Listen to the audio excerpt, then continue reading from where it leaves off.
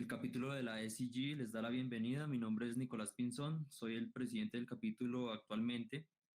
Aquí en la pantalla puse una leve introducción de lo que es el capítulo y de lo que busca.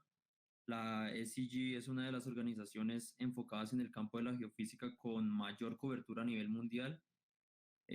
Más o menos está en 114 países, en los cuales se encuentran 334 capítulos estudiantiles aproximadamente.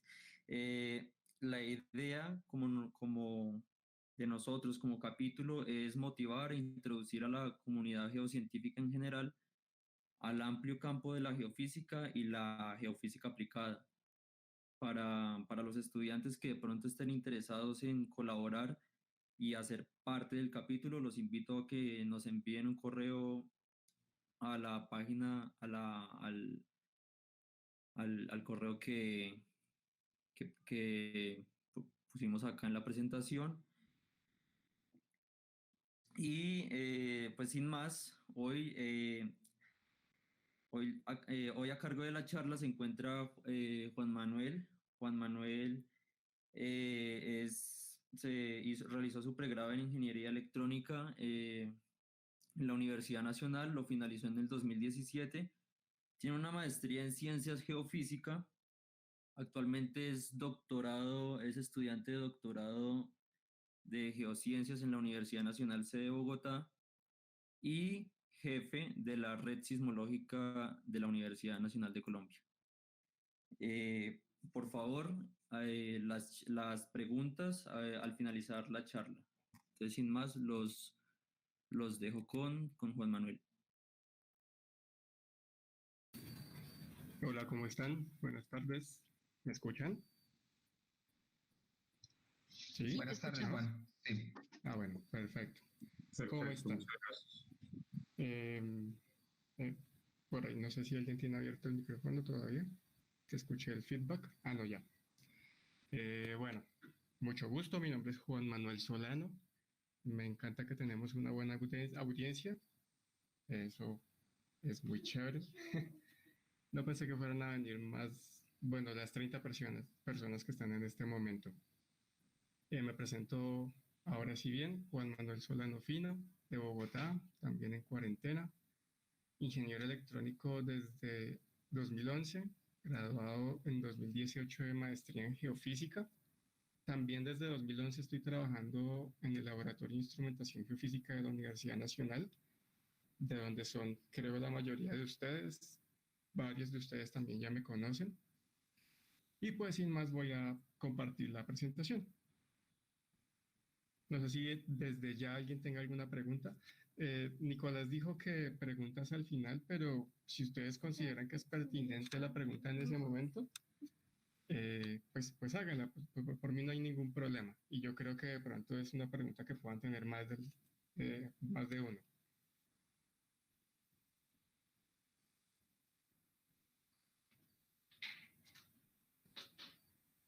¿No? ¿Ninguno?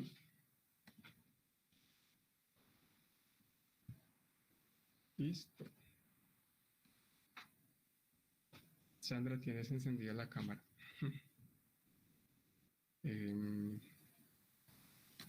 ¿Están viendo la presentación? Sí. Listo, perfecto. La presentación tiene 48 diapositivas, si no me equivoco. Las están numeradas. Tienen el numerito abajo a la derecha, espero que lo alcancen a ver. Si quieren hacer la pregunta cuando quieran, pues háganlo. Si no, pueden anotar el número de la diapositiva y hacer su pregunta al final, como ustedes lo consideren. Entonces, les voy a hablar sobre redes sismológicas, instalación, adquisición y procesamiento de información de carácter sismológico. ¿Cómo va a ser? Pues primero les voy a hacer una pequeña introducción de lo que es un sismo, cómo se propagan estas ondas, cómo medimos el movimiento del suelo de estas ondas que se propagan, cómo es la adquisición, el almacenamiento, comunicación, qué sensores se pueden usar, de qué se trata la respuesta instrumental de estos sensores, cuáles son los lineamientos básicos de instalación. Pues les voy a mostrar una instalación ideal que de hecho sí se lleva a cabo. Les voy a hablar sobre una red sismológica, que es precisamente la que yo manejo brevemente.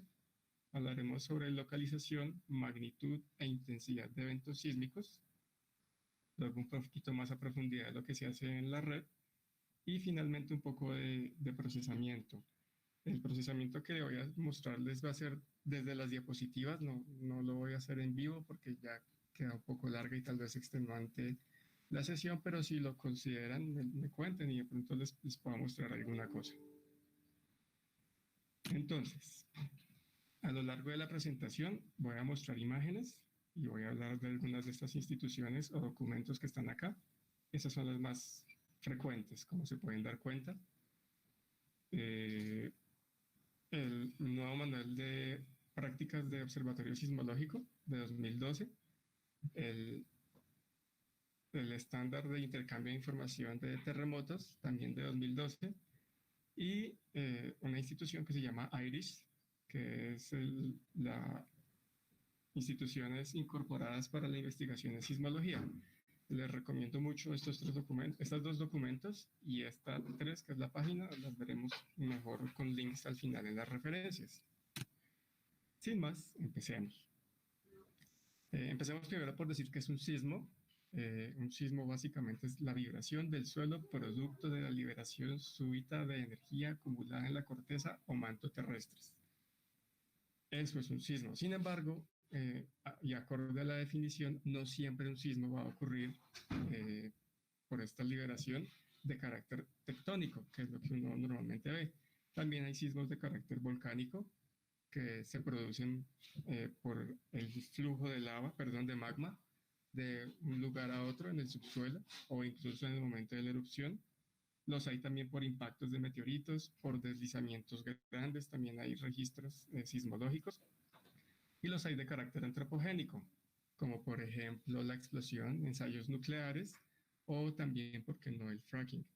A este le pongo una interrogación porque, pues, básicamente hasta el momento no hay evidencia 100% concluyente de que eso sea así, a pesar de que estén muy cerca de ese 100%. Pues como se ve en la imagen de la derecha, básicamente nuestro planeta está hecho de del interior hacia el exterior está hecho de 4 capas, 2 núcleos, interno y externo, siendo el externo líquido, y el manto a 3000, el manto, y encima una pequeña costra de roca fría, que es la corteza. La mayoría de los sismos se producen... Perdón, se puso estática la presentación, disculpe. Señor, perdón.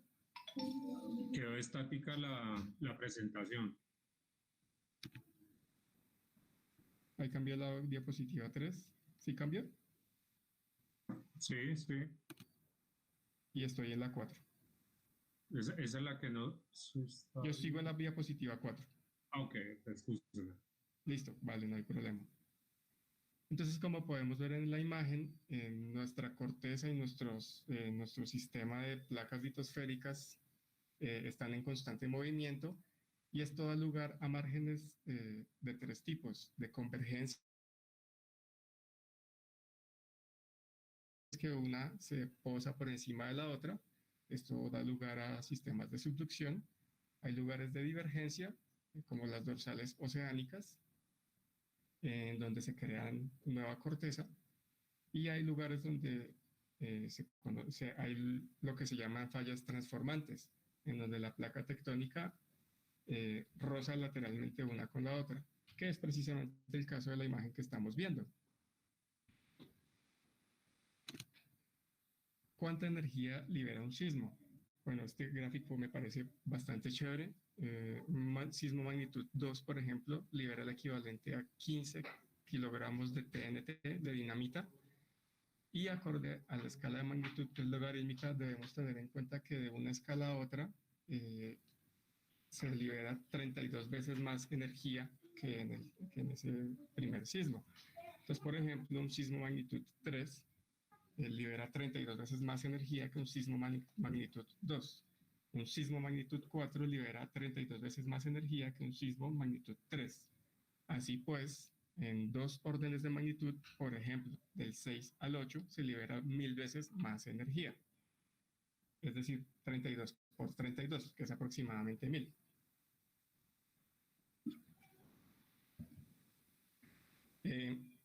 Observando también la gráfica, vemos cuántos eventos hay de cierta magnitud en un año. Entonces vemos, por ejemplo, que un sismo magnitud 9 suele haber menos de un sismo, magnitud 8 suele haber un sismo por año, magnitud 7 suele haber 18 y así sucesivamente. Pequeños sismos hay más y más y más. El inconveniente es que nuestros sismómetros, aunque hoy en día son buenísimos, no nos permiten medir sismos extremadamente pequeños, de magnitudes incluso negativas. Al menos no en forma regional, tal vez en forma local sí, con arreglos de estaciones que sean más pequeños. ¿Cómo se propagan entonces las ondas sísmicas? Existen varios tipos de onda sísmica. En esta presentación les voy a mostrar solamente estas dos que son las más importantes, que son la onda P y la onda S. Siempre que ocurre un sismo de carácter tectónico, siempre va a haber esta firma sísmica en la que primero aparece una onda P y luego una onda S, siendo la onda P más rápida que la onda S. La onda P se mueve en la dirección de la propagación. Es una onda como tal compresiva, de carácter elástico, al igual que la onda S en realidad.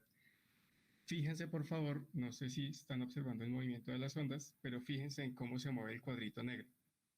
Entonces el cuadrito negro se expande y se contrae en el caso de la onda P, mientras que se mueve de manera lateral en el caso de la onda S. La onda S se mueve de manera transversal a la dirección de propagación del sismo. ¿Qué otra cosa podemos saber de estas ondas? Que las ondas P tienen mayor contenido frecuencial que las ondas S y que las ondas P suelen ser de menor amplitud que las ondas S.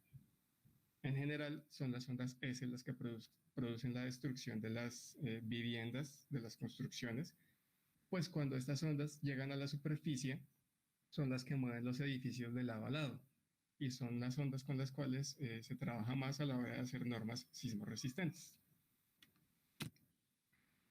¿Cómo se propagan las ondas? Entonces, como les decía hace un rato, nuestro planeta está compuesto por 4 capas muy principales que son el núcleo interno, que es sólido, el externo, que es líquido, el manto, que es sólido, aunque esté a alta temperatura, todavía se comporta como un sólido, y la corteza, que es de menor densidad y también es, por supuesto, sólida. La corteza es una capa tan delgada que cuando uno lo ve en esta imagen del planeta Tierra, como se ve acá, sería prácticamente como la cascarita de un huevo. Es bastante delgada. Entonces, teniendo en cuenta algo que se conoce como la ley de Snell, cualquier propagación de una onda, en este caso sísmica, que también es como tal de carácter acústico, cada vez que cambia de medio, cambia su dirección. Y si este medio es sólido, cada vez que una onda llegue a un medio sólido, se van a producir 2 nuevas ondas que se van a propagar en ángulos diferentes. Una de ellas va a ser una onda P y otra una onda S. De igual manera, esto ocurre tanto para una onda P aquí arriba como para una onda S aquí arriba, a un cambio de material, a un cambio de capa.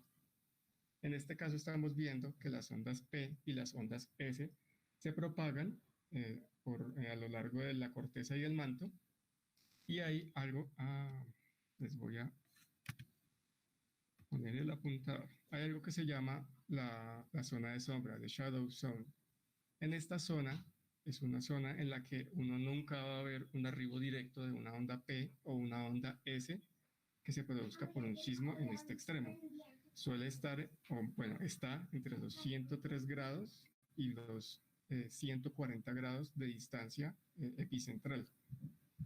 ¿Por qué no ocurre esto? Porque como podemos darnos cuenta, las ondas P viajan y en el momento en que llegan a tocar el núcleo externo, que es líquido, se produce una refracción de la onda. Se producirá también una reflexión. A partir de este punto volverá una onda en todas las direcciones, en frente de onda, pero también hay una refracción que va dentro del núcleo, hay un cambio de ángulo, como se pueden dar cuenta, y al salir del núcleo vuelve a haber un cambio de ángulo. En este punto jamás veremos una onda P o una onda S directas, más sin embargo podemos ver ondas indirectas, es decir, puede ocurrir que una onda P viaje desde este punto, llegue hasta acá, donde efectivamente está llegando, y rebote. Y este rebote va a hacer que llegue hasta acá y luego rebote nuevamente y hace que llegue hasta acá. Esa no es una onda P directa, más sin embargo es una onda que es que es compresional. A estas ondas se les llama, por ejemplo, en este caso particular, una onda PP o una onda PPP si rebota más de una vez y así sucesivamente. Este es un excelente GIF, una animación de cómo se expanden las ondas, cómo son los frentes de onda. Entonces fijémonos aquí, por ejemplo, que hay una zona en la que la onda P que está muriendo acá no va a llegar, pero sí van a llegar ondas como la PKP, la PPP, etc.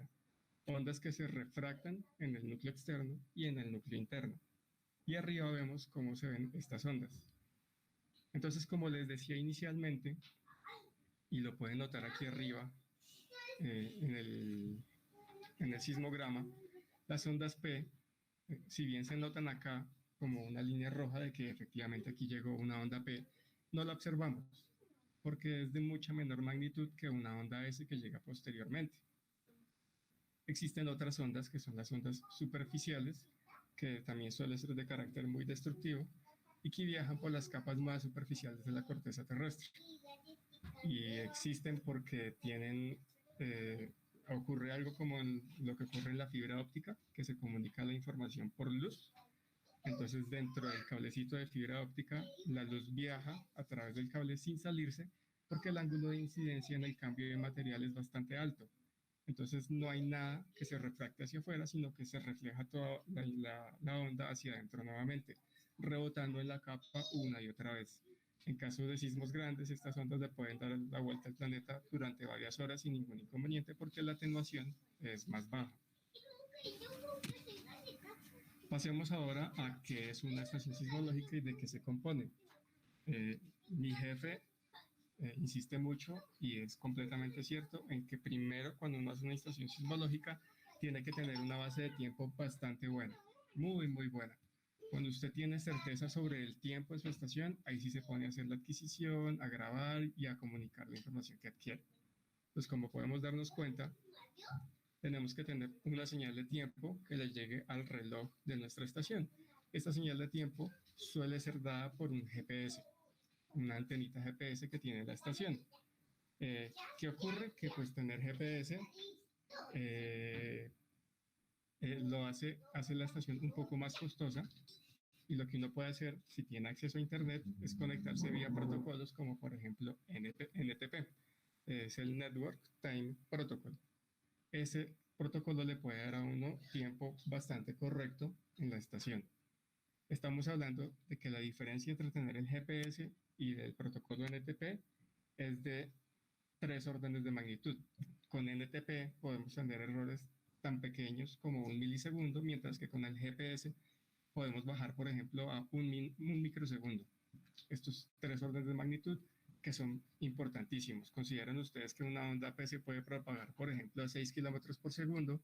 En 1 milisegundo ya habrá viajado varias decenas o centenas de metros de distancia.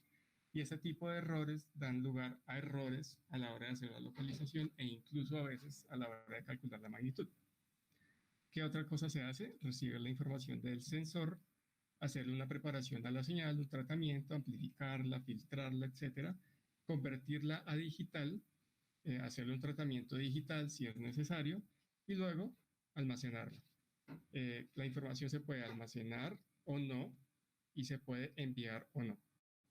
Y lo otro que necesita cualquier tipo de estación es, por supuesto, alimentación, que suele ser dada por una batería o por energía externa, y tener un módulo que me haga el swap, el intercambio entre estas dos fuentes de energía.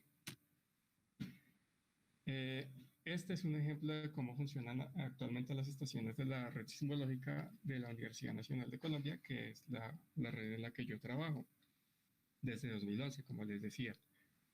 Cuentan con alimentación de 19 voltios, que es el voltaje estándar de un computador. Cuenta con un hub USB al que se conecta la tarjeta de adquisición. Aquí se conectan también un módem 3G a través del cual se envía la información, y se conecta al GPS, que nos da la estampa de tiempo, que nos da la exactitud en tiempo. Desde el mismo USB hacemos una conversión de energía para los sensores activos. Recuerden que un sensor activo es un sensor que requiere energía externa para funcionar apropiadamente, o se conectan directamente los sensores pasivos a la tarjeta de adquisición, que nos convierte la señal de análoga a digital. Un sensor pasivo emite un voltaje o una corriente sin tener ninguna fuente de energía externa. Este es un ejemplo de una de las estaciones de un diseño propio de nuestras estaciones. Dentro de este maletín tenemos nuestro computadorcito de 10 pulgadas. Este diseño yo lo estoy cambiando, en este momento estoy trabajando en otro diseño más pequeño y de menor consumo, pero este es el que está en este momento en la mayoría de estaciones. Tiene aquí el sistema de adquisición, la tarjetica que me convierte de análogo a digital, y el computador que recibe esa información, la almacena y la envía. Este es el GPS, con un cable bastante largo para que tengamos oportunidad de tener vista al cielo. Sin vista al cielo no funciona ningún GPS, ustedes probablemente ya lo sepan. Y este es uno de los sensores varios que tenemos en el laboratorio. Este es un geófono. Bueno, de hecho es 3 geófonos porque es un sensor triaxial. Me miden componentes horizontales, que uno lo que hace normalmente es alinearlo al norte geográfico, y un componente vertical.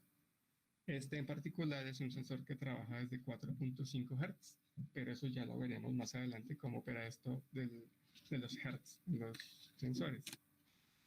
Ahora bien, aquí me detengo un momentico porque esto es algo que las personas no suelen tener en cuenta, y es la adquisición propiamente de la señal, la conversión del mundo análogo, que es en el mundo en el que vivimos, al mundo digital, que es con el cual trabajamos, y hacemos procesamiento de manera mucho más sencilla que si tuviéramos todo en el mundo análogo. Hay 3 cosas muy importantes a tener en cuenta cuando uno hace la conversión. Primero, la resolución. La resolución es la distancia que hay entre las líneas horizontales aquí.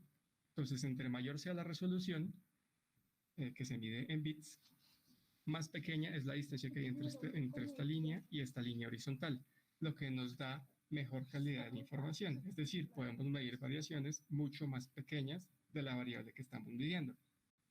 ¿Cuántas divisiones puede haber aquí? Entonces ahí es cuando entramos también a hablar del rango. El rango es desde dónde podemos empezar a medir y hasta dónde podemos empezar a medir. Imagínense por un segundo que ocurre un sismo supremamente fuerte, un terremoto, digamos magnitud 8, y que además yo tengo mi sismómetro sobre el lugar donde ocurre el sismo, justo en el epicentro. Entonces lo que va a ocurrir es que como el movimiento es tan fuerte, el sensor se va a saturar. Va a llegar hasta la parte de arriba del rango, se satura, queda una línea recta y vuelve y baja. Y luego se satura y vuelve y sube, y así sucesivamente. Esta saturación se produce porque el rango está pensado para señales más pequeñas, en el caso de ese sensor, o por lo menos no estaba pensado para que ocurriera semejante sismo justo en el lugar donde está instalado el sensor. Entonces, y tenemos en cuenta que el rango va desde acá, donde está este 0000, hasta acá, que es donde está este 1111. Esto es un sistema de 4 bits, 2 a la 4, me daría 16, perdón, es un sistema de 4 bits y 2 a la 4 me estaría dando 16 niveles diferentes de tensión, en este caso de voltaje. Pero si nuestro sistema tuviera más resolución, por ejemplo 2 a la 16, dividiríamos este mismo rango en 65.356 puntos diferentes, pudiendo detectar variaciones mucho más pequeñas de esa misma señal, y así sucesivamente. Actualmente los conversores pueden llegar hasta 32 bits sin ningún problema en el mercado. Por supuesto que entre más bits tenga uno, más información voy a tener que almacenar. Y también, en el caso de las muestras por segundo, tendría que almacenar más o menos información si subo o bajo las muestras por segundo. Las muestras por segundo equivalen a la cantidad de muestras que yo voy a tomar en un segundo.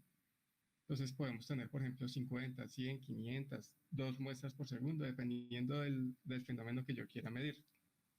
En sismología se acostumbra a medir desde 50 al menos, y hasta 100 o 500, dependiendo de lo que uno quiera observar.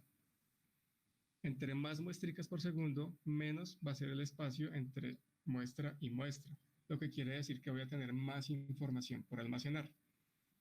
¿Qué es lo que hay que hacer? Tener en cuenta qué es lo que quiero medir, qué calidad de información quiero tener en la resolución, cuánto espacio de almacenamiento voy a poder tener y qué sensor tengo, porque si, por ejemplo, tengo un sensor que me mide solamente bajas frecuencias, no vale la pena muestrear a altas frecuencias. Sí, y viceversa, si tengo un sensor que me mide hasta 100 Hz, ¿por qué voy a muestrear a 50 Hz cuando voy a estar perdiendo información de alta frecuencia? Ese es el tipo de cosas que hay que tener en cuenta. Almacenamiento, aquí sí esto es bastante transparente para todos nosotros, creo yo. En la estación almacenamos la información en un disco duro o en una memoria USB o en una memoria SD o hasta en un disquete si quisiéramos hacerlo. Mientras que en el servidor lo que uno hace es almacenar la información en discos duros. Yo recomendaría hacerlos en discos duros de estado sólido, Solid State Devices, porque estos discos, aunque son muy rápidos, cuando tienen pérdida de información, en el más del 90% de los casos la información no es recuperable. Al menos en los discos duros convencionales, como el de la imagen, se puede leer sectores y recuperar información. Tenemos que tener en cuenta la eficiencia con la cual la almacenamos.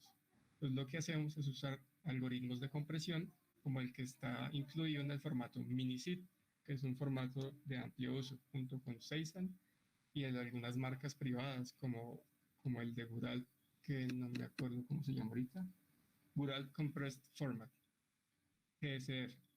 Estos algoritmos de compresión logran, por ejemplo, contra un archivo de texto, hacer una compresión de 1 a 7.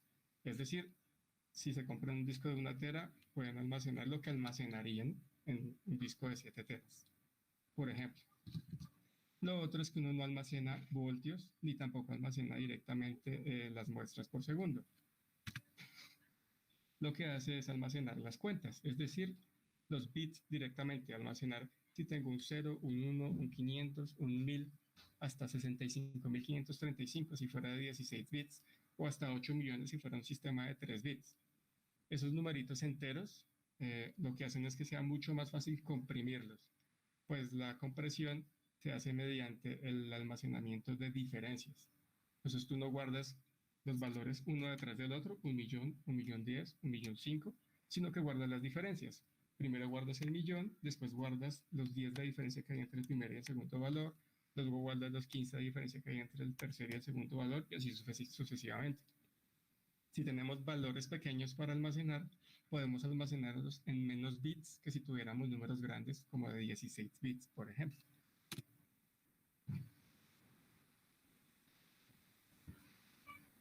Las comunicaciones se pueden hacer de muchas formas y hay completa libertad. La que tenemos nosotros en la red sismológica de la universidad es un convenio con Colombia Móvil, el operador Tigo, y ellos nos ofrecen 15 SIM cards con 2 gigas de plan y cada estación están viendo prácticamente los 2 gigas mensualmente.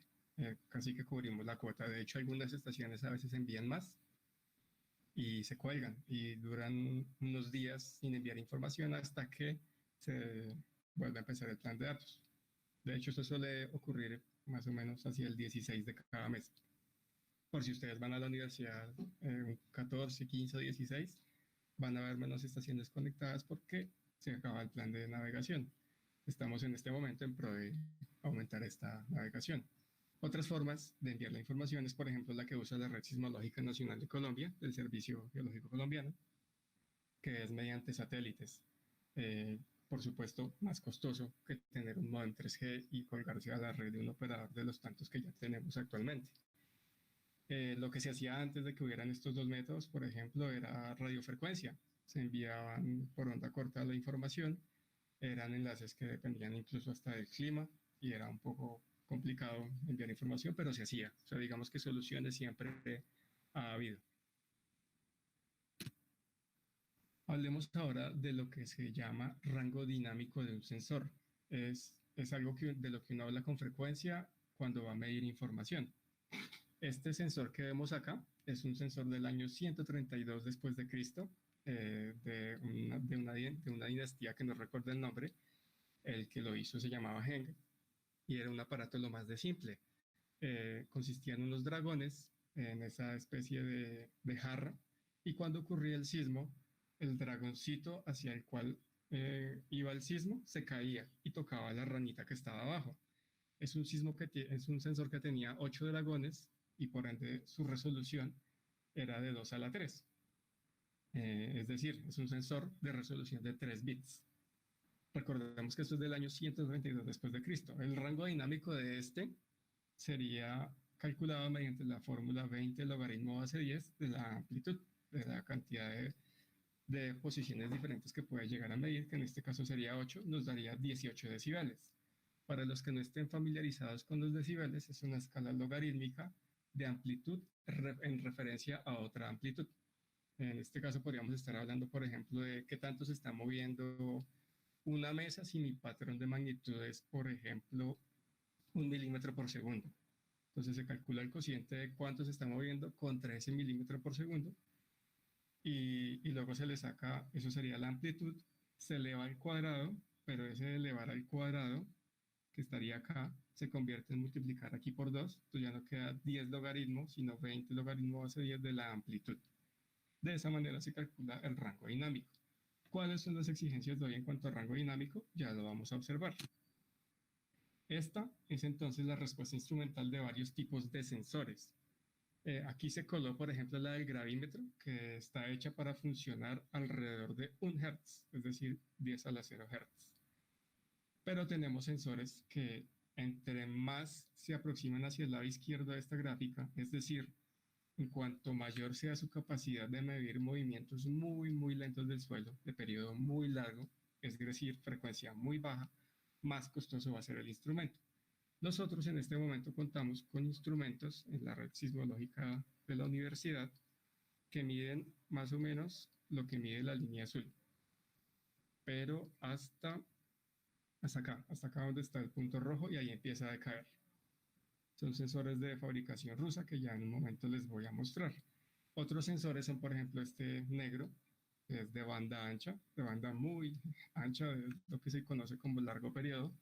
Sensores como estos bueno, si estuviera un poquito más hacia la izquierda, podrían medir incluso, por ejemplo, las mareas, producto de la Luna. Estos son los tipos de sensores que tenemos normalmente.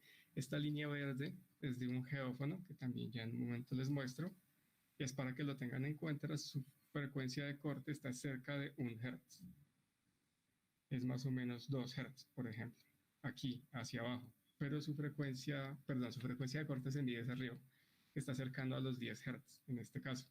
Los geófonos son ampliamente usados para estudios sísmicos, pues en sísmica, dado que el estudio es muy local, la frecuencia alta no llega a atenuarse lo suficiente para no poder ser medida. Así que se usan este tipo de sensores que son más económicos y medimos frecuencias altas de oscilación, entre 100 y 1000 Hz aproximadamente. Esta ya es la respuesta instrumental más aproximada de sensores más conocidos. Por ejemplo, está el Trillium Compact, que es la línea azul oscuro que se encuentra acá. Esto está en decibeles, lo que les decía, tengan en cuenta que necesitamos medir cosas que se muevan muy poquito.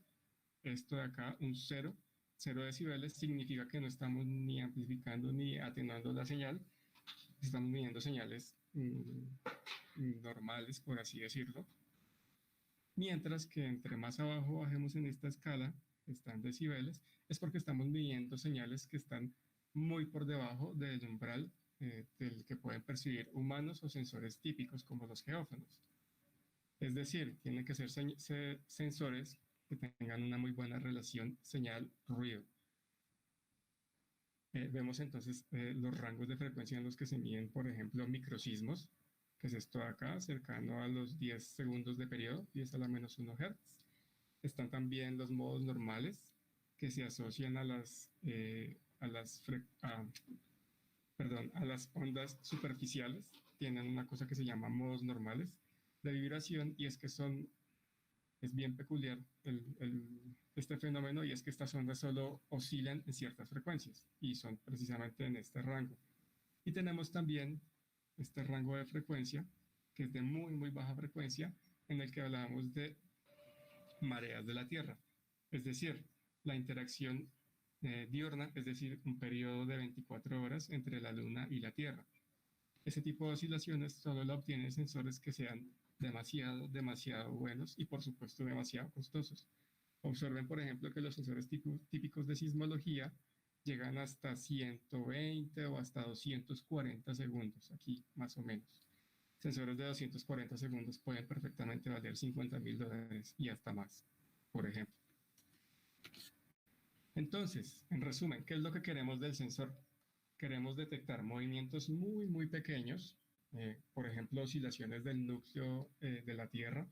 Son oscilaciones que son muy poco percibibles, hablamos de picómetros por segundo, del orden de menos 220 decibeles, movimientos muy grandes, como por ejemplo superterremotos, cuyas aceleraciones pueden superar los 2G, que una aceleración 2G tumba edificios con gran facilidad, hablamos de 31 decibeles, movimientos muy lentos en el tiempo, o sea, grandes periodos, como por ejemplo el periodo de 24 horas de las mareas diurnas, y movimientos muy rápidos. Hablamos de eventos de campo cercano, lo que les decía, estudios de sísmica, por ejemplo, que están de 50 Hz, 500 Hz, o por ejemplo la ruptura de glaciares, que está rondando alrededor de los 1500 Hz y hasta más. ¿Qué queremos a la hora de poner una red sismológica? Queremos poner una estación y no sabemos si queremos un sismómetro o un acelerómetro. Anteriormente digamos que era más fácil decidir, o bueno, hay que ver si es más fácil o más difícil, porque tenían la restricción de que si querían medir movimientos muy débiles, tenían que poner un sismómetro. Pero el sismómetro, por ser tan sensible a movimientos pequeños, se saturaba muy fácil cuando había terremotos muy grandes. O podían poner acelerómetros para medir estos terremotos grandes, pero ya no podías medir los movimientos suaves del suelo, pequeños del suelo. ¿Qué se hace ahora? Resulta que ahora contamos con sensores tan buenos que lo que necesitamos saber es si efectivamente quiero medir la velocidad del suelo, que es lo que uno hace normalmente para sismología, o si queremos medir, por ejemplo, la aceleración del suelo, que es lo que se hace ya en aplicaciones más de carácter civil, para construcciones y medir vibraciones de edificios y saber la salud del edificio. Ya en ese momento ya uno quiere saber si es mejor medir la velocidad con el sismómetro o la aceleración con el acelerómetro. No queriendo decir que mediante integración y derivación de la señal no podamos pasar de una señal a otra, solo que siempre es mejor medir la señal que a uno le importa directamente, sin necesidad de procesamientos matemáticos. ¿Y qué quiero hacer? ¿Medir solamente una componente, que suele ser la componente vertical, o quiero medir 3 componentes, 2 horizontales y una vertical? Y la respuesta es 3, siempre. O sea, si necesita hacer un estudio, consígase un poquito más de dinero y compre sensores de 3 componentes. Lo vale por la investigación, por la geoinvestigación o por el diagnóstico estructural de edificaciones, y lo suyo es la ingeniería civil, por ejemplo. Estos son ejemplos de sismómetros. Este es un sismómetro antiguo. Antiguo me refiero a que tiene más de 30 años de uso. Es de los primeros, pueden notar el gran tamaño que tiene. Esto se debe a que tiene que tener unos sistemas inerciales para sostener la masa. Tiene que tener sistemas de bloqueo de masa, que en su momento físicamente la construcción era demasiado grande. Además, el sensor tiene que ser de hecho, tiene que ser algo pesado para que se pueda mover solidario con el suelo sin que llegue a haber interferencia.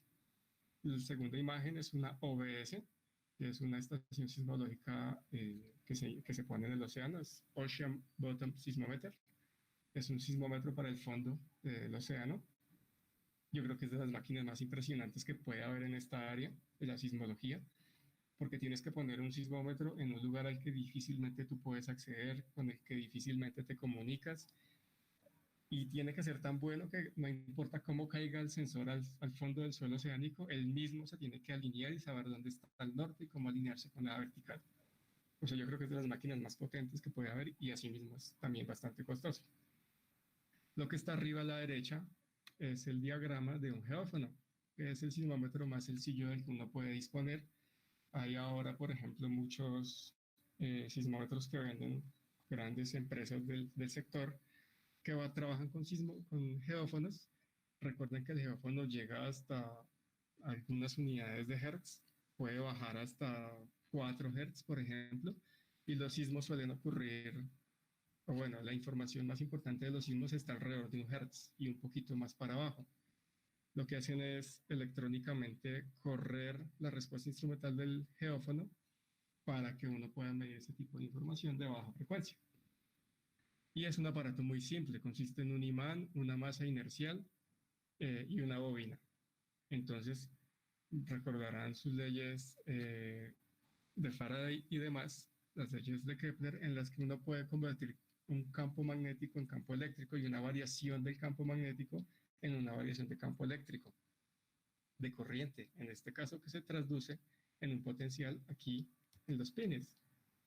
Esta masa inercial está sujeta a un resorte y a un amortiguador. Y este sistema masa-resorte-amortiguador es el que nos manda. El amortiguador es la que nos va a determinar hasta dónde podemos medir en frecuencia, tanto por arriba como por abajo. Los sensores de abajo son sensores, el de la izquierda es un sensor de periodo corto de fabricación rusa. De hecho, el principio de funcionamiento de este sensor es muy peculiar. En realidad es químico. En realidad es de carácter químico. Tiene unos cilindros internos y las tapas de los cilindros son unas membranas delgadas. Dentro de los cilindros hay una mezcla con electrolitos y el movimiento del líquido es el que me abre el movimiento del suelo.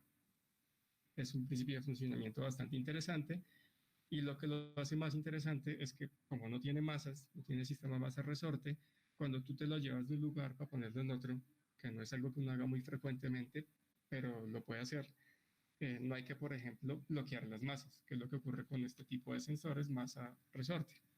Toca bloquear las masas porque corre peligro el bienestar del sensor. Hablemos ahora de la instalación adecuada de cualquier estación sismológica. Entonces, ¿qué es lo que debo tener a la hora de hacer la instalación? Debo buscar que el sensor quede instalado no sobre el suelo no consolidado, sino sobre roca, sobre basamento. Recordemos que basamento es, y me perdonarán los geólogos, pero es la manera en la que yo lo he entendido mejor, es que basamento es eso que necesitamos dependiendo del método geofísico o del estudio geológico que estemos haciendo. Si estamos hablando, por ejemplo, de un estudio de carácter magnético, el basamento es la roca en donde las propiedades magnéticas se pierden porque ya está cerca de la temperatura de Curie, por ejemplo. En nuestro caso, basamento es una roca firme, consolidada, a la que podamos poner nuestro sensor y no vaya a tener ruido producto de este suelo poco consolidado que pueda haber encima de él o alrededor de él. Debe tener también, por supuesto, protección de rayos como cualquier equipo electrónico o eléctrico, protección electromagnética. Hay sensores que son tan sensibles que miden cambios en el campo magnético, miden cambios de temperatura, por eso tenemos que ponerle psicopores o diversas protecciones. Y tiene que ser hermético o al menos tener protección de lluvia. Un sensor puede también detectar si está lloviendo, por ejemplo. Si lo pones a la lluvia, detecta las vibraciones de la lluvia que lo toca. Y debemos estar lejos de fuentes de ruido. Aquí me faltó poner personas, pero pues puede llegar a ser obvia, pero la pondré para la próxima ocasión. Debe estar lejos de ríos, árboles, carreteras, el océano, cultivos, porque los cultivos hacen que personas aparezcan y tengan que sembrar o hacer mantenimiento. Debe estar lejos de animales. Incluso cuando hablamos de animales no pensemos solamente en caballos o vacas o animales grandes, sino también de insectos. Un insecto también puede perturbar la señal de un sensor. Todo esto es la instalación adecuada, que es lo que se debe hacer a la hora de instalar la estación sismológica. Algunas veces uno tiene que sacrificar algunas de estas condiciones por otras. Esta, por ejemplo, es una instalación ideal. Esto es un tubo metálico que se entierra en el suelo, se le hace un recubrimiento exterior de concreto y como se pueden dar cuenta, tenemos aquí nuestros sensores, tenemos una salida de agua, un drenaje. Aquí tenemos todo el equipo de adquisición y los equipos de comunicación. En este caso la imagen es un poco vieja, entonces te habla de comunicación RF. Tenemos la protección contra rayos, la entrada de los cables de alimentación o de lo que uno necesite.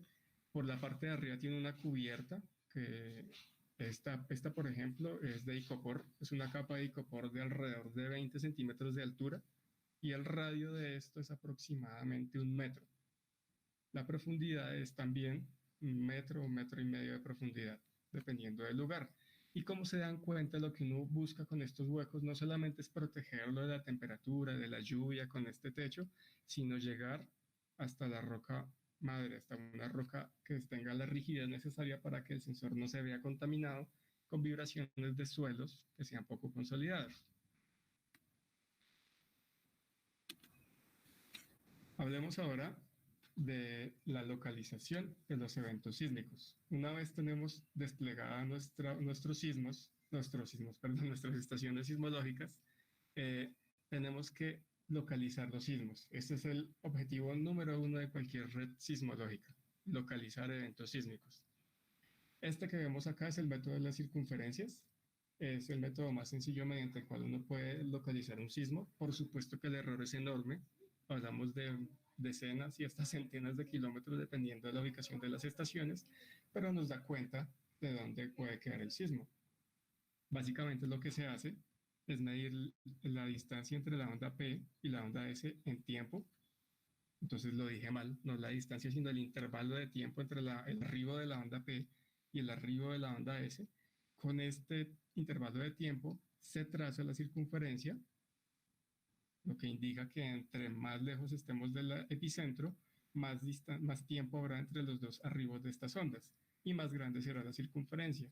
Y acá, en la intersección de las circunferencias, estará la ubicación del epicentro. Entre más lejos estén las estaciones, o dependiendo de la disposición de las estaciones de la red, esta área puede ser mayor o menor. Y que sea mayor puede indicar, uno, que tenemos problemas en estas mediciones, errores de sesgo, por ejemplo, o que, por ejemplo, el sismo no es superficial, sino que está a cierta profundidad que este método no nos podría dar. Otro tipo de localización es el método Geiger, que básicamente lo que hace es convertir este problema no lineal en una aproximación lineal iterativa. Estamos hablando entonces de una matriz que toma la función, es decir, todas nuestras variables de entrada, las hace derivadas parciales con respecto a la latitud, a la longitud, a la profundidad y al tiempo para cada una de las estaciones y ajusta lo que debe moverse el epicentro inicial con el cual empieza el algoritmo hasta que finalmente esto de acá nos dé 0. Esto de acá, es el residual de tiempo de la localización. Entonces, básicamente, más adelante les muestro mejor, lo que uno hace es tomar el tiempo observado, es decir, yo veo el sismograma y veo que el arribo de la onda P llegó al mediodía en punto, por ejemplo, pero a la hora de localizar, mi algoritmo me está diciendo que en realidad él calcula que es a las 12:01. Esa diferencia de 1 segundo es esto, el Y sub I, para cada una de las estaciones, de los arribos, más bien para cada uno de los arribos que yo tenga. La solución a este sistema de ecuaciones lineal es, como siempre, como ya hemos visto muchas veces, la matriz inversa generalizada. Y se hace de manera iterativa. Uno lo puede ajustar para que lo haga n veces o para que lo haga hasta que el error sea menor a tanto, al umbral que ustedes establezcan. Por otro lado, tenemos que tener en cuenta que, como les hablé hace un rato, nuestro planeta está dividido en diferentes capas, núcleo interno, núcleo externo, manto y corteza, y a lo largo de ese recorrido, la velocidad con la cual viajan las ondas cambia, y cambia porque la velocidad está asociada a parámetros como la densidad, la rigidez, el esfuerzo de cizalla, etc. Aquí vemos una gráfica del modelo estándar más usado para localización de sismos, que es el IAS 91. Este modelo empieza para la onda P, que es la que está en azul, con casi 6 kilómetros por segundo de velocidad. Cuando termina la corteza y empieza el manto, brinca hasta 8, luego empieza a subir y cuando llega al límite entre el manto y el núcleo exterior, recordemos que esta es una interfaz de sólido a líquido, la velocidad disminuye drásticamente.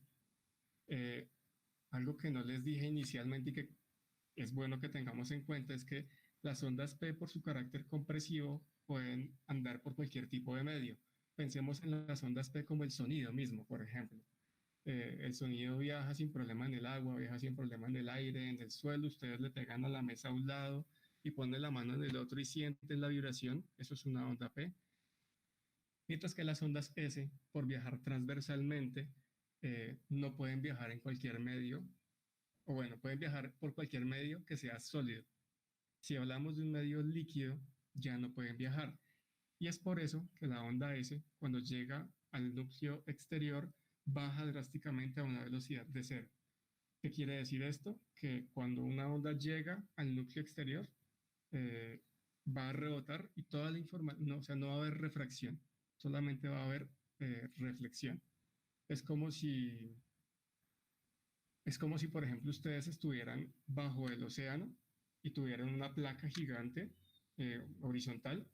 Si ustedes mueven esa placa gigante hacia arriba, el océano también se mueve y es líquido. Estamos transmitiendo una onda P. Mientras que si ustedes cogen esa misma placa y la mueven lateralmente, el agua que está arriba de esa placa no se va a mover. Esto es lo que hace que la velocidad caiga a cero. Y este descubrimiento fue lo que nos hizo entender que tenemos un núcleo externo y que es líquido. Es una de las ventajas que nos ha dado la sismología, uno de los productos de investigación en sismología. Luego llegamos al núcleo interno, que sí es sólido, y volvemos a ver cómo parece velocidad de onda S y de onda P aumenta un poquito. Hablemos ahora del cálculo de la magnitud.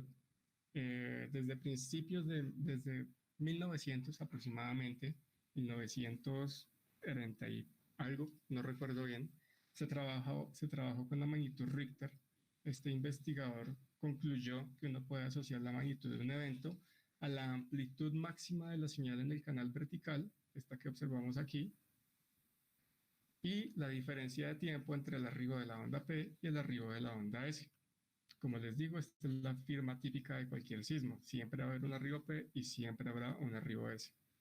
Esta diferencia de tiempo, este delta de tiempo, se asocia con una distancia de ocurrencia. Entonces, entre más tiempo haya entre onda P y onda S, más lejos estamos de donde ocurrió el sismo. Y entre mayor amplitud haya, bueno, y miramos la amplitud.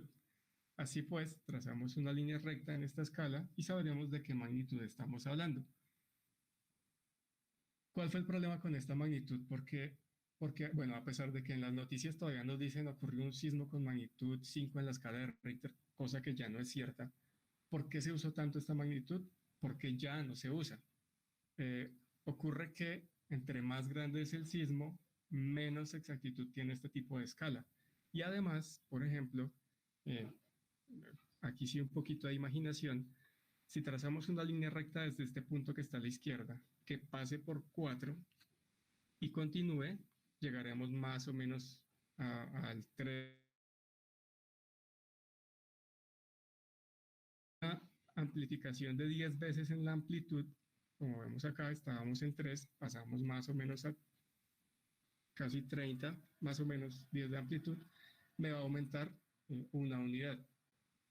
Esto empezó a tener problemas a tal punto que en algún momento ocurrió un sismo cuya magnitud real hoy en día sabemos que fue de 7 punto algo, y cuando ellos la midieron les empezaron a dar números locos, números demasiado grandes. Entonces, pues las personas investigadoras de la época en sismología dijeron, bueno, ¿y cómo resolvemos este inconveniente? Y entonces crearon lo que se denomina la magnitud de momento. La magnitud de momento lo que hace es asociar la amplitud de las señales recibidas al fenómeno físico como tal. Es decir, estamos hablando de que el momento sísmico es igual a mu, que es el... Uy, se me fue la paloma ahora. El esfuerzo, no, la rigidez del material de la zona, multiplicado por D, que es cuánto se deslizó el sismo, y A, que es el área de las placas que se deslizaron. Entonces revisemos aquí este diagrama que tenemos a la derecha. Entonces vemos que el área está determinada por la multiplicación de su altura, de su ancho en este caso, por la longitud de la falla. Esta es toda el área producto de ese sismo. y se desplazó una distancia d. Ese es el momento sísmico. Estas magnitudes D y A ya existen procedimientos matemáticos que me estiman no solo estas dos, sino las tres variables a partir de los registros sísmicos. Y una vez obtenemos el momento sísmico, lo metemos en esta ecuación que nos calcula la magnitud de momento. 2/3 por el logaritmo base 10 del momento sísmico menos 10.73. Recordemos que como estas son escalas logarítmicas, está bien ver magnitudes negativas. Por ejemplo, hablaríamos de sismos entonces, perdón, de microsismos en ese entonces. Y otro concepto muy importante asociado a la magnitud también lo es la intensidad. Entonces, localización, magnitud e intensidad. La intensidad va de la mano de qué tanto se está moviendo el suelo en un lugar puntual y qué daños puedo esperar yo de ese movimiento del suelo. Como ejemplo, puse este sismo que ocurrió en Costa Rica en el año 91, magnitud 7.7. Lo más importante es ver la escala aquí abajo. Estamos hablando de que si en un punto en particular, por ejemplo, la aceleración en porcentaje de la gravedad, si la aceleración es del 40% de la aceleración de la gravedad, estamos hablando de un daño severo, o lo que es equivalente a un movimiento de velocidad del suelo de 41 centímetros por segundo. Esta escala se denomina escala de Mercalli y, bueno, de hecho la que se usa ahora es la escala modificada de Mercalli, que es precisamente la que estamos observando, y dependiendo de la intensidad del sismo estamos hablando de cuántos daños hubo en la zona en particular. Esta es un ejemplo de una instalación de una de nuestras estaciones de la Red Sismológica de la Universidad Nacional de Colombia. La estación se llama San Juan de Río Seco, SJRS. La red tiene en este momento 8 estaciones. Ahora mismo, si no me equivoco, hay 7 que están recibiendo información. Ya en un momento les muestro cómo está. Básicamente lo que tenemos es que hemos sacrificado, por ejemplo, no tener árboles. En este caso, en vez de árbol, tenemos una antena que mide como 50 metros de altura, porque el convenio que tenemos contigo no solamente nos permite usar su servicio de comunicación, sino que podemos instalar las estaciones dentro de sus antenas de comunicación. Entonces, para obtener seguridad de nuestra instalación, sacrificamos un poco la información que recibimos y efectivamente tenemos información de baja frecuencia, producto de la oscilación de la antena que es empujada por el viento. En algunos casos, por ejemplo, la estación queda más o menos cerca de una carretera, entonces tenemos ruido producto de la carretera. Y así tenemos que sacrificar algunas cosas para poder obtener otras, porque en este caso pues, no se disponía de tanto presupuesto para lograr instalaciones supremamente adecuadas. En el subsuelo lo que se hizo fue un agujero de 70 centímetros, si no me equivoco, y en este caso tenemos instalados un sensor de banda ancha, que es el redondito, y uno de periodo corto. El de periodo corto nos permite medir movimiento desde 1 Hz, es decir, una oscilación por segundo, hasta 50 Hz. Mientras que este nos permite medir desde 1 sobre 120 Hz, es decir, 120 segundos de periodo, que es bastante bajo. Esto nos permite percibir el movimiento de la antena, como les digo, hasta 50 Hz también. Estos dos sensores son los rusos que les menciono, cuyo principio es electrocinético. Y además son sensores activos, es decir, tengo que darles energía para que me den la información para la cual fueron construidos. Este es el mapa de las estaciones que tenemos actualmente. Las amarillas son solamente sísmicas, como por ejemplo San Juan de Río Seco, que está acá. De hecho, la estación queda más cerca del municipio de Vianí que del mismo municipio de San Juan de Río Seco. Queda en la punta de una montaña entre estos dos municipios. Aquí tenemos solamente sensores sísmicos. De hecho, en este momento, San Juan de Río Seco es la única estación que tenemos con 2 sensores. En la actualidad, las demás estaciones tienen solamente un sensor. La mayoría de ellos son de banda ancha. Y las estaciones rojas, Usme, Villavicencio y Tunja, están instaladas en sedes de la Universidad Antonio Nariño, en estas respectivas ciudades, y son multiparamétricas porque además de movimiento sísmico, también registramos campo eléctrico y campo magnético. Ahora pasemos a lo que sería el software de procesamiento de Ceysan. En particular solamente tengo esta diapositiva, es más para que ustedes sepan que existe. La Red Sismológica Nacional de Colombia lo usó por más de 2 décadas para el procesamiento de su información sísmica y en la actualidad usan el que les voy a mostrar en un momento. De este quiero resaltar que es bastante rápido, no es tan robusto, pero sí es bastante escalable. Podemos manejar muchísima información con él y tiene rutinas para todos los procesos que tú requieras hacer. Y además es gratuito. Es completamente gratuito. Tiene una licencia GLP. Tiene algunas rutinas que para que uno las pueda usar tiene que hablar con la persona que hizo este software, que es de apellido Haskov. Pero pues en realidad lo que más necesita uno lo tiene ahí a la mano. Y el otro software de procesamiento, que es el que usa en este momento la Red Sismológica Nacional de Colombia y el que usamos nosotros también en la Red Sismológica de la Universidad Nacional, es SEISCOM, que ya está en su tercera versión. Esto es una imagen de cómo luce la pantalla de la red para los que han ido al departamento. Tenemos en la parte izquierda una interfaz gráfica que nos muestra información del último sismo. Este pantallazo lo tomé hace ya casi una semana. En la parte de abajo está el mapa con las estaciones. En colorcito nos muestra el movimiento actual de las estaciones en nanómetros por segundo, siendo azul menor a 100 nanómetros por segundo y rojo mayor a, me parece que está en el orden de los milímetros por segundo, no estoy seguro en este momento. Y en colorcitos tenemos aquí los eventos sísmicos más recientes de las últimas 2 semanas. Nótese aquí, por ejemplo, esta cantidad de punticos amarillos que dan cuenta del nido sísmico de Bucaramanga, un nido sísmico en el que tiembla todos los días y es un cubo de más o menos 12 por 12 por 12 kilómetros a 150 kilómetros de profundidad.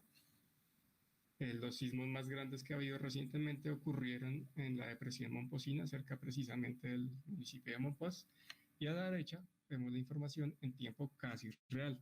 La información se actualiza cada minuto. Es decir, cada minuto, cada estación envía su paquetico de 1 minuto de información. Les hago aquí un ejemplo de cómo se pican los sismos. Si no me equivoco, es un sismo de Los Santos, Santander. Entonces, básicamente lo que uno hace es picar la onda P y la onda S exactamente en donde las ve. En el caso de las ondas P, lo que uno hace es revisar cómo está el ruido anterior y picarlo en cuanto la señal sube por encima del ruido que hay antes del arribo. La onda S normalmente ya depende un poco más del ojo. En cuanto a onda P, hay mucho software que le permite a uno picar automáticamente estos arribos de manera sencilla, mientras que las ondas S, aunque también hay software que hace este picado automático, es un poco más complicado y lo que se hace normalmente es hacerlo a ojo. Entonces, lo que yo, por ejemplo, hago es imaginarme una envolvente de la señal, tanto por arriba como por abajo, y el punto en el que está envolvente se cruza la de arriba con la de abajo. Ese es el punto en el que marco el arribo de la onda S. Normalmente funciona ese algoritmo, por así llamarlo. En ocasiones hay que cambiarlo, pero es el más genérico que les puedo explicar ahora. Se pican estos 2 arribos para todas las estaciones. En este caso tenemos 6 estaciones. En Tunja, Cusiana que es cerca de Tauramena, Casanare, San Juan de Río Seco, Usme, cerquita de Bogotá, Villavicencio y Chicoral. Chicoral es un corregimiento de Espinal, Tolima. Luego de que picamos todos, pasamos a llevar estos arribos al localizador. Antes de pasar a la siguiente diapositiva, quiero que noten, por favor, que por ejemplo en este punto y en este punto, el arribo que uno pica, que es el verde, no coincide con el que calcula el sistema. Entonces el algoritmo de localización me dice, yo calculo que su sismo se ubica en este punto, y si se ubica en este punto, entonces sus arribos deberían estar aquí, en estas líneas azules. Estos son los arribos calculados. Luego, el error de cada una de las estaciones consiste en restar este tiempo con este tiempo. Que suele dar menor a 1 segundo o menor a 2 segundos, dependiendo de la estación. Y lo que eso hace es que ocurran cosas como esta que vemos acá. Entonces, Después de que tenemos todos los arribos, aquí los tengo organizados por residual. El residual es la diferencia en el tiempo calculado y el tiempo observado entre, perdón, estos dos tiempos. Entonces vemos que hay estaciones en las que esta diferencia es muy bajita, 10 milisegundos, 100 milisegundos, y hay otras en las que esta diferencia es muy alta, es decir, es mayor a un segundo, que es algo que uno no espera que ocurra. La localización permite que uno establezca límites de error. En este caso no lo hice, pero podríamos tener, por ejemplo, que estos arribos de la estación Villavicencio o de la estación Usme, que son los que en este momento me producen más error en la localización, les puedo haber dado un rango de error para que ese arribo que yo piqué observado se mueva a la hora de hacer el cálculo y me permita obtener un menor error final. ¿Cuál es el resumen entonces de la localización? Me dice el tiempo, la profundidad, la latitud y la longitud, es decir, la ubicación horizontal y la ubicación vertical del sismo y el tiempo de ocurrencia. Tengo que calcular 4 variables, tengo que ingresar al sistema al menos 4 variables, es decir, 4 pics. Pero no pueden ser simplemente 4 pics de 2 estaciones, es decir, solamente 2 pics de PIS en Tunja y 2 pics de PIS en San Juan de Río Seco, por ejemplo. No, tenemos que tener al menos 3 estaciones diferentes para que la localización tenga un pequeño error. Bueno, más bien para que podamos hacer la localización. ¿Qué se busca con la localización? Que este RMS sea menor que 1. El RMS es el cálculo del error total en tiempo de la localización y se calcula como la raíz cuadrada de la suma de la diferencia de tiempo al cuadrado en cada una de las estaciones. ¿Sí? Eso es el RMS. RMS es un indicador que hemos usado mucho, no solo para esto, sino para otro tipo de actividades. Entonces, a la derecha está la gráfica de distancia en grados contra el residual. Entonces, con esta gráfica uno puede observar, por ejemplo, que estaciones están demasiado lejos del residual cero, que es el residual ideal. O se puede ver aquí organizándolas. Finalmente, lo que tenemos acá es una elipse de error. La elipse tiene esta azimut, digamos, debido precisamente a la orientación de la red sismológica nuestra y a que este sismo particularmente cae fuera de nuestra red. Está fuera por 300 kilómetros del centro geométrico de nuestra red, que es más o menos en Bogotá. Luego hacemos cálculo de magnitud. La magnitud, como se pudieron dar cuenta anteriormente, por ejemplo, en el caso de la magnitud de escala Richter, se calcula para cada una de las estaciones. Y luego se entrega un valor acorde al promedio de todas esas magnitudes o a un promedio ponderado. 6 como automáticamente, por ejemplo, te hace el promedio con peso 1 para todas si las magnitudes son parecidas entre sí, pero si son demasiado alejadas, entonces a las que están en los extremos les cambia el peso entre 0,5 o 0,35, dependiendo de qué tan alejada, es decir, si la magnitud es demasiado dispersa, entonces empieza a darle menos peso a las que están alejadas de la media. En este caso es un sismo en Los Santos, Santander. El rectángulo del que les hablo es más o menos esta zona. Ahí es donde ocurren todos los sismos a 150 kilómetros de profundidad con este error en la elipse. Es decir, el sismo bien pudo haber sido en cualquiera de estos puntos dentro de la elipse, pero es más probable que haya sido en la mitad. Finalmente me queda el resumen del evento. Este fue el 18 de noviembre, el 18 de abril a la 1 de la tarde hora UTC, es decir que tenemos que restarle 5 horas, fue a las 8 de la mañana en Colombia, magnitud 4.8, este LV es porque la magnitud fue calculada local. Existen otros tipos de magnitudes, aparte de la magnitud de momento y la magnitud local, que no expliqué en esta presentación, pero se puede averiguar de manera sencilla. Y nos dice cuántas fases picamos, o sea, cuántas ondas PIS picamos, en este caso fueron 11, y el residual. Buscamos siempre que el residual sea menor a 1 en sismos locales. En sismos regionales nos podemos permitir que sea mayor a 1, pero ojalá no sea mayor a 2. El error de este sismo en particular fue de más o menos 13 kilómetros en latitud, 7 en longitud y 14 en profundidad. En general, el mayor error que tiene uno en localización suele ser en profundidad. Y este fue el último gran sismo, como les dije, fue en la depresión Momposina, cerca de Santa Cruz de Mompós, a 65 kilómetros de profundidad. El 15 de abril, 5 de, casi 6 de la mañana, de hecho, hora colombiana. Finalmente, pasamos a procesamiento de la información sismológica. Les voy a hablar de OBSPY, pero uno puede hacerla en MATLAB, directamente en Python con otras herramientas, etc. Creo que alguien preguntó.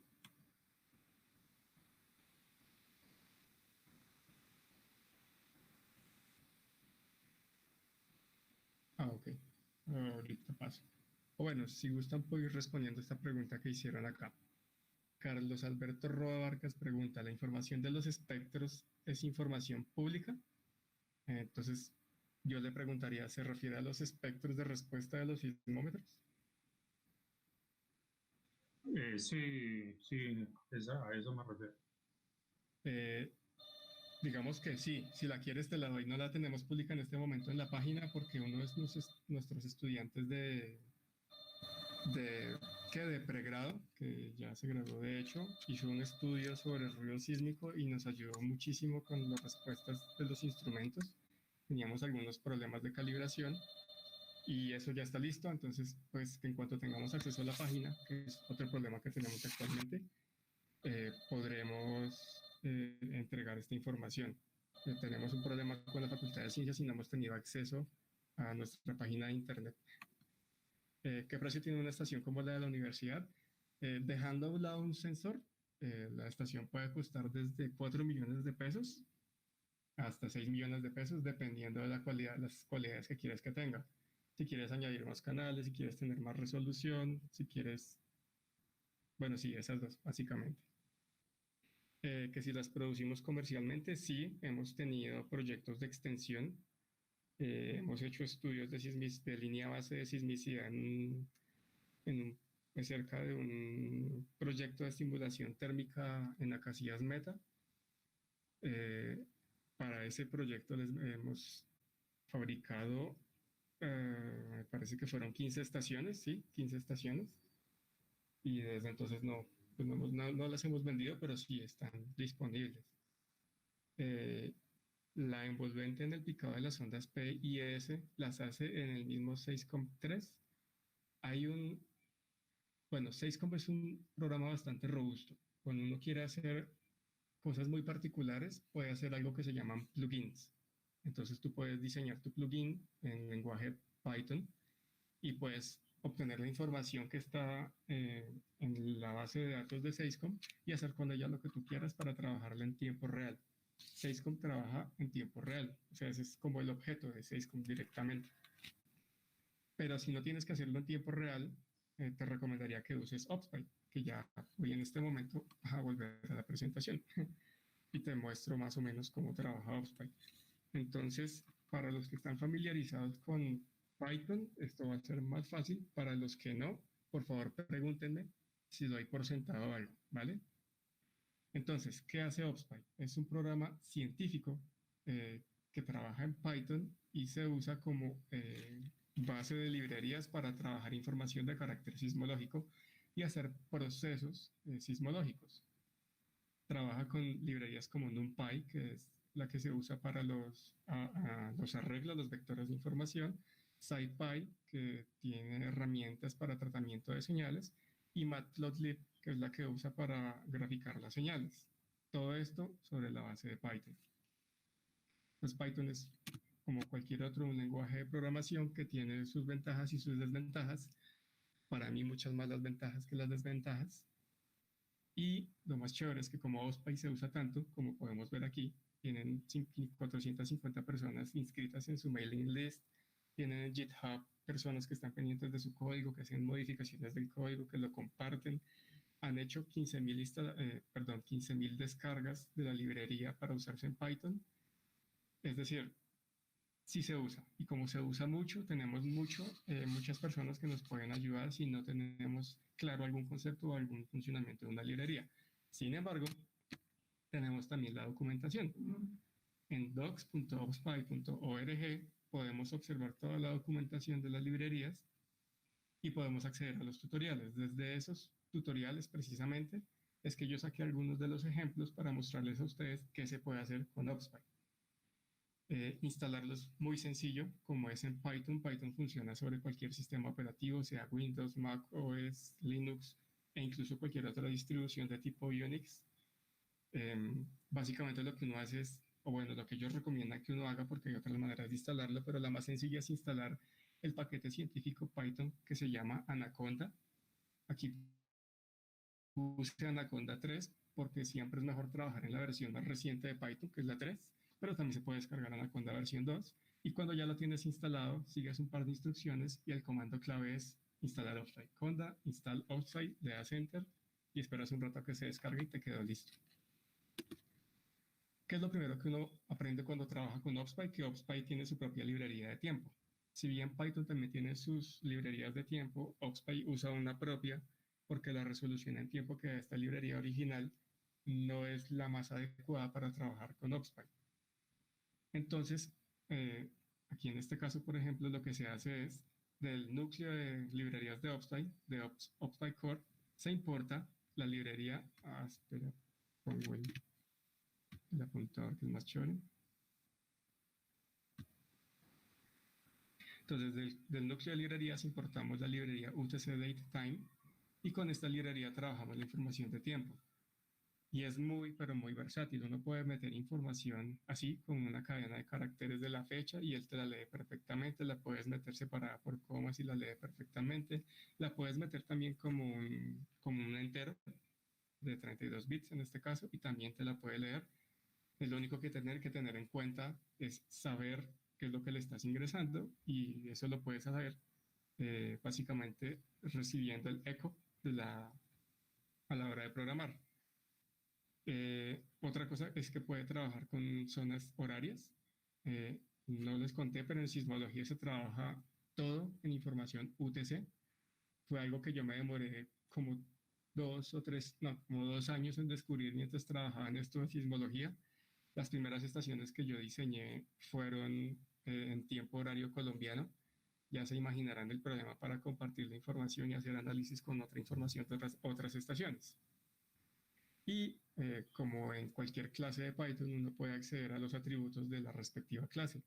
Dentro de tu código, tú, por ejemplo, quieres acceder solamente al año, al día juliano, a la estampa de tiempo o al día de la semana. Esto es, por ejemplo, muy útil. Ahorita les muestro algo muy chévere. Si ustedes quieren acceder al día de la semana en el que quieren ver el registro, si van a trabajar con interferometría sísmica, que en resumen es trabajar con el ruido de las señales, no precisamente con los sismos, sino con el ruido, a ustedes les interesa más trabajar, por ejemplo, con el ruido de los fines de semana, es decir, de los días 6 y 7 de la semana, porque es días en los que hay menos ruido, porque hay menos gente, básicamente, andando en la calle. Podemos también hacer la lectura de sismogramas. La librería, o más bien la herramienta de lectura de OpSpy es supremamente poderosa. No recuerdo en este momento el número exacto, pero lee como más de 10 formatos diferentes de información sismológica. Lee incluso información guardada en formato sísmico, de los seqway y otro tipo de formatos. Y una vez los lee, él trabaja en dos variables, en una variable básica, que es el stream. Es este que está acá, el ST. Un stream es una colección de trazas y cada una de las trazas corresponde a la forma de onda en un intervalo de tiempo dado. Si tenemos, por ejemplo, un intervalo de tiempo de 1 hora y un pequeño espacio de trazas, así correspondan al mismo canal. ¿Sí? Hay herramientas que nos permiten unir esa información, hacer un merge. De hecho, así se llama la herramienta, un merge. Entonces, ¿qué observamos acá? Que podemos imprimir en pantalla lo que contiene el stream y nos va a decir que tiene una sola traza de la estación RJOV, el canal Z. Nos dice entre qué periodo de tiempo, a qué frecuencia se muestreó y cuántas muestras exactamente tenemos. o podemos acceder directamente a la traza. Si esto no tuviera una, sino varias trazas, podríamos acceder a la primera, que sería la que está en el índice 0, guardar en la variable tr, que es la traza, e imprimirla para obtener lo mismo que obtuvimos arriba. Podemos también acceder a la metadata de la estación, que entre más reciente sea la información adquirida, pues más información podremos obtener. Recordemos que un archivo mini-SID, por ejemplo, de información sismológica, se le llama mini porque solamente contiene la forma de onda y algunos datos extra que nos permitan saber de dónde es esa información.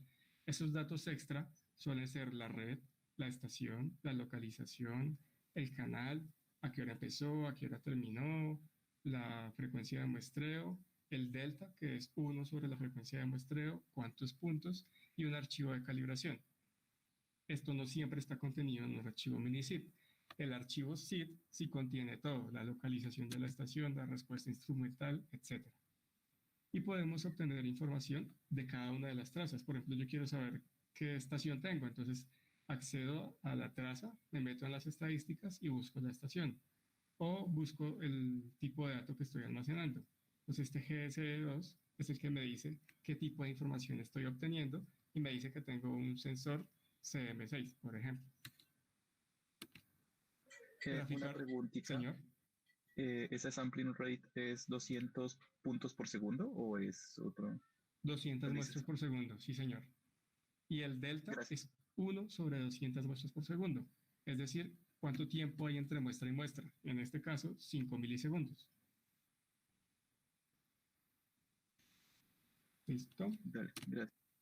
Entonces, graficar es una cosa muy sencilla. Básicamente, se invoca una función que tiene el stream que se llama plot. Tú le das st.plot y él te plotea todas las trazas que contenga tu stream, que en este caso del ejemplo solamente es una traza, y ahí se observa perfectamente el sismo. Otra de las cosas que se puede hacer es filtrar, por ejemplo, que es un procedimiento básico en sismología y en tratamiento de señales en general. En este caso lo que se hace es cargar la misma información que teníamos ahorita en el stream, accedemos a la traza, a la primera traza, que es la traza 0 del stream, creamos una copia de esa traza, entonces copiamos la traza TR en la traza TR filt y a la traza TR filt la filtramos. Y es tan fácil como decirle, vea, yo quiero que me filtre esta señal con un filtro pasabajas, es decir, que me muestre toda la información frecuencial hasta cierta frecuencia. ¿Qué frecuencia? 1 Hz, por favor. Todo lo que esté por debajo de 1 Hz, muéstremelo. Estos corners indican el grado de idealidad del sismo. Entre más corners, más verticales son los límites a izquierda y derecha, pero recordemos que entre más verticales, es decir, entre más corners, más tiempo se va a demorar en calcular el filtro.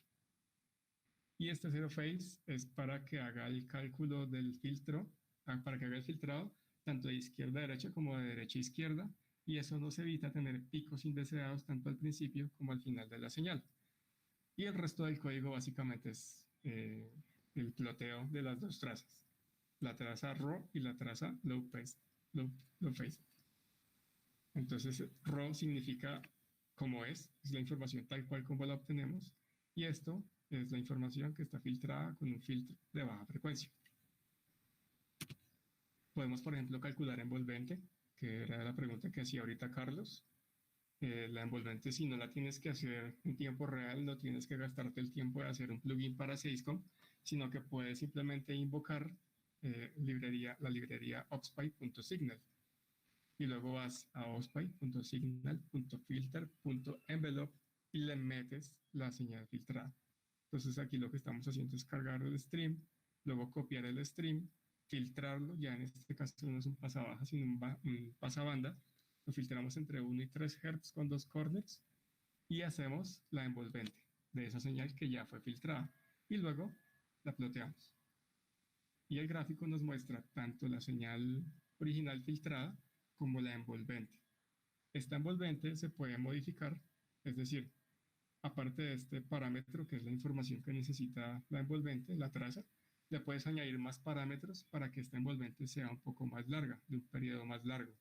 Entonces ya no veríamos, por ejemplo, este pico hacia abajo, sino que la envolvente bajaría aquí derechito.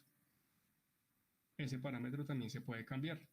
Y es una librería que uno ya tiene disponible en Oxpy, no hay que hacer nada. Bueno, aparte de escribir unas líneas de código. Y así como estas hay otras tantas herramientas, como por ejemplo cortar señales. De pronto tú cargaste una señal súper larga, pero la quieres analizar por pedacitos, entonces hay una función que se llama slice que te permite cortarla tal y como tú quieras.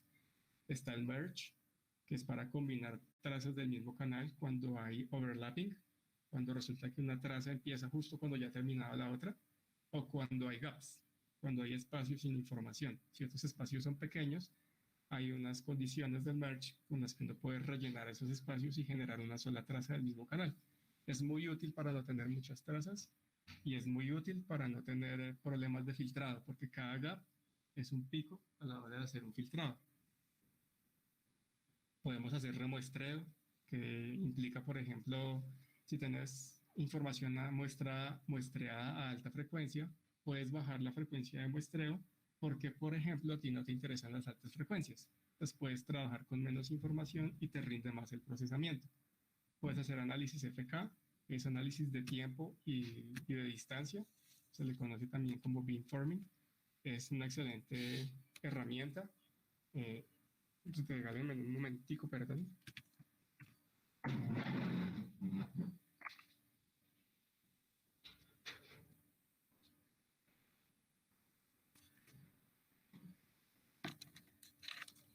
Sigo. Esto ya es lo último. Podemos exportar la información a MATLAB, la podemos exportar a ASCII. ASCII es archivo de texto. Podemos convertir cualquier tipo de vector que estemos trabajando en Python y convertirlo en un archivo mini-zip. Podemos graficar los mecanismos focales, hacer espectrogramas, en fin. Las herramientas disponibles con OpsPy son muchísimas. Y ahorita estuve revisando esta página, la que les dije hace un rato. ox.opspi.org. Y la cantidad de librerías de las que se dispone ahora son muchas más de las que se disponía hace un año, solamente que estuve revisando esta documentación. Entonces, 100% recomendado. Es lo que yo siempre voy a usar cada vez, o más bien uso cada vez que tengo que procesar información de carácter sismológico. Esta es la bibliografía. Como les digo, la mayoría lo saqué de las 4 primeras, pero también están esta página que es una tesis, el punto triple chileno, sobre localización de sismos. Y esta me gustó mucho, no lo había visto, es sobre instrumentación sísmica. También se la recomiendo, muy buen texto. Es un artículo del 2020 de Seismological Research Letters. Y no es mal. No sé si tengan preguntas, dudas, comentarios, sugerencias. Claro que sí, pregunta. Si quieres abres el micrófono y lo haces para que todos escuchen.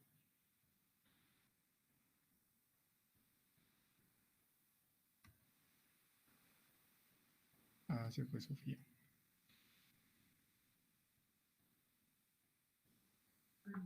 ¿Cuáles son como los próximos proyectos que espera hacer la red sismológica de la universidad, donde se espera que se expanda o mejore? Bueno,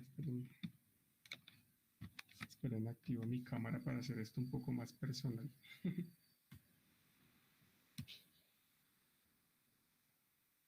Bien, nosotros en este momento estamos aplicando en este momento solo a una convocatoria con la cual pretendemos expandir la red.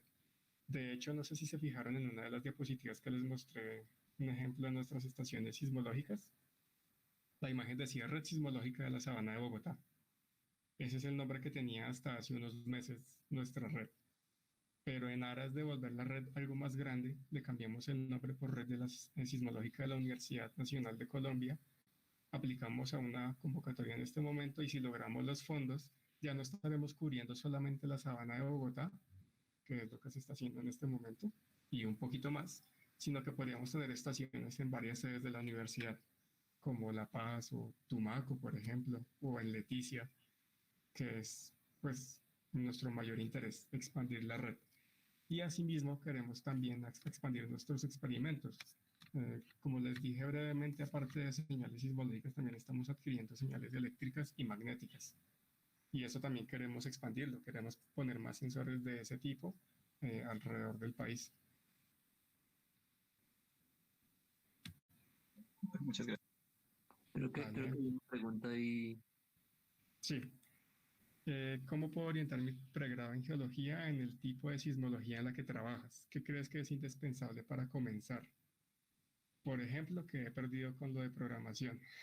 Bueno, ahí te respondiste. Es bueno que empieces a revisar programación. Cursos de Python hay muchos en Internet, los hay gratuitos y los hay pagos. De hecho, me parece que la misma Universidad Nacional de Colombia tiene un par de cursos en sus recursos electrónicos. Asimismo, puedes acceder a libros virtuales que tiene la universidad, ahora que nos toca solicitar libros de manera virtual.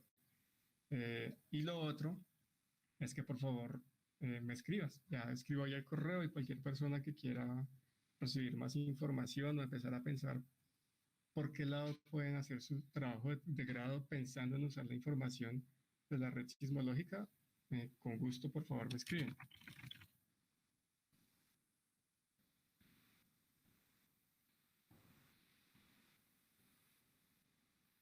Y Carlos, el que quiera hablar, por favor, abra su micrófono y hágalo libremente. No hay ningún problema.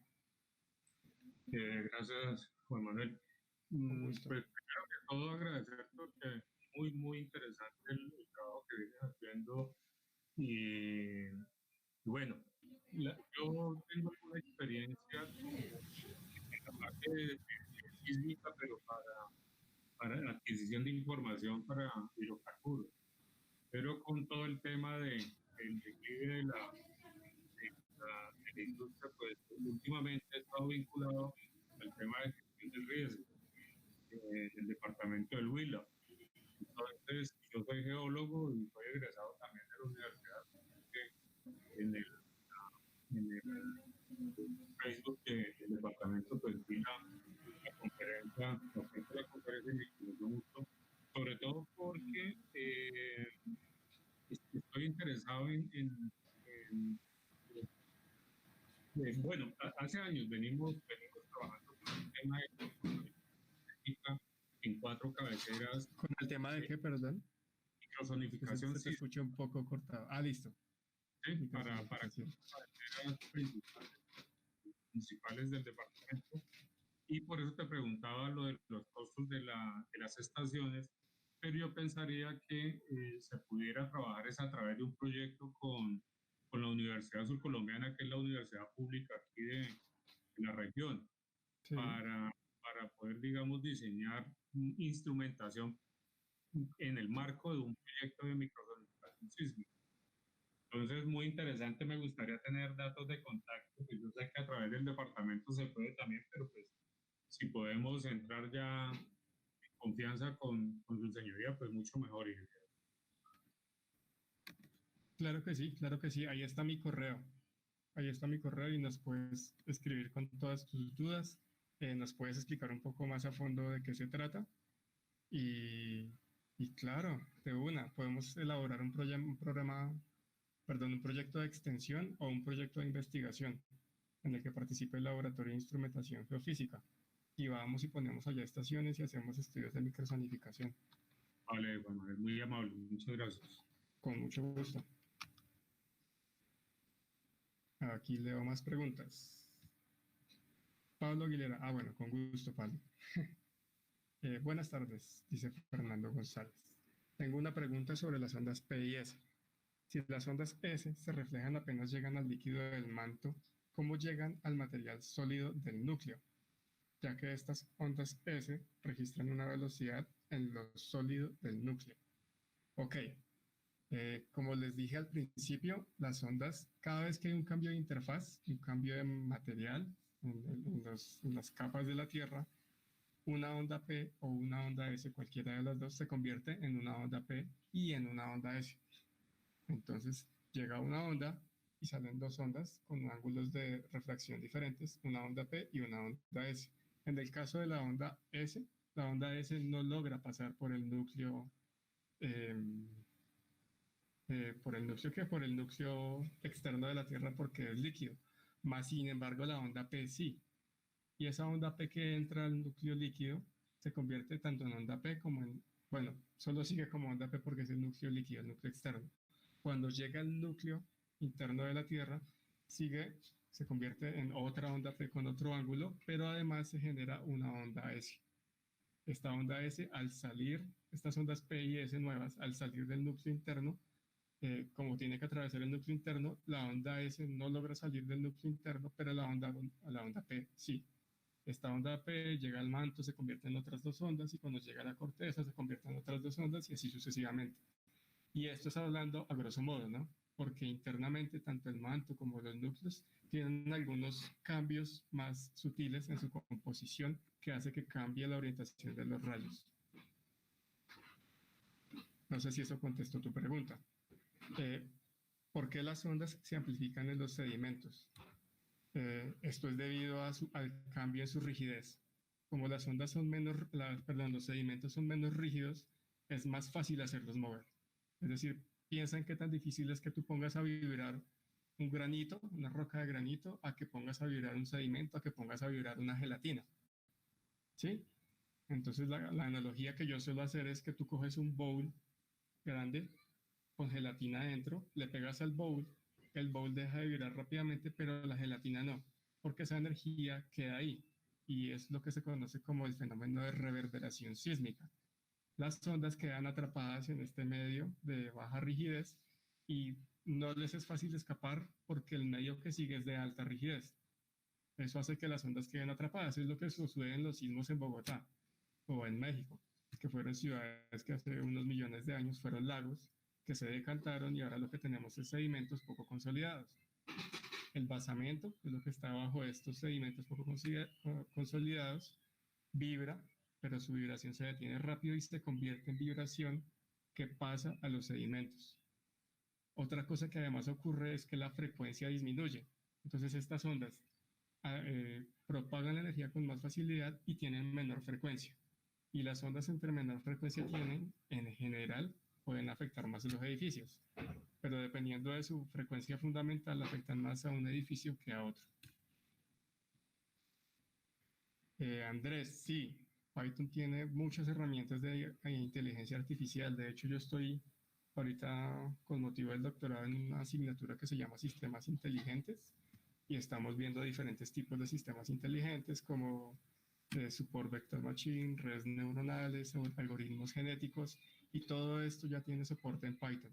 Hay herramientas como por ejemplo PyTorch que le permiten a uno hacer redes neuronales, por ejemplo. Todo tipo de procesamiento con sistemas inteligentes para entrenamiento. No sé si tengan más preguntas. Con gusto, Carlos. Muchas gracias.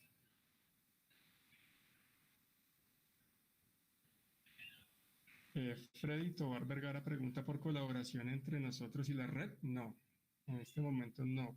Nosotros sí hemos propendido por ello, pero digamos que en este momento la red, a juicio de la red, ya tiene lo que necesita, que es la Red Sismológica Nacional de Colombia y un par de observatorios especiales como el de Quindío o el del suroccidente colombiano, o el Observatorio Vulcanológico para el Nevado del Ruiz, que está en Manizales. Es todo lo que ellos necesitan. Y además, aunque nuestra información no es redundante porque nuestras estaciones no están en el mismo lugar instaladas, pues a ellos de momento no les ha interesado sumarse. Igual, reitero, y como siempre lo he dicho cada vez que me preguntan, nosotros no somos competencia de servicio de la red sismológica, somos solamente una red de carácter universitario que quiere hacer investigación. Eso es todo lo que queremos hacer, es nuestro mayor objetivo. El día que la red venga a nosotros o nos reciba, con mucho gusto.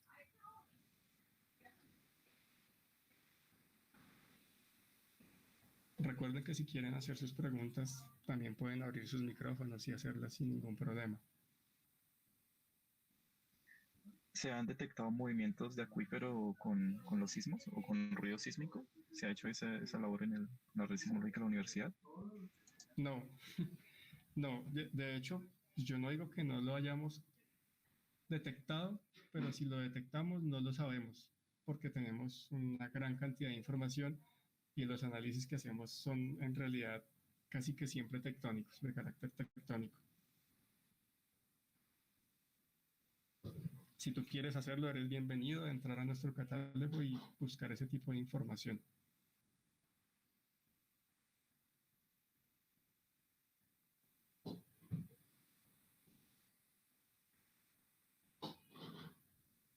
Bueno, pues creo que ya no hay más preguntas. Juan Manuel, muchas gracias por compartirnos un poco de tu experiencia en el campo de de la sismología, específicamente con redes sismológicas. Y muchas gracias a todos los asistentes. Los invitamos a que estén pendientes de nuestras redes sociales y de nuestros próximos eventos. Y eso es todo. Muchas gracias. Saludos, Francisco. Saludos a todos. Muchas gracias por atender.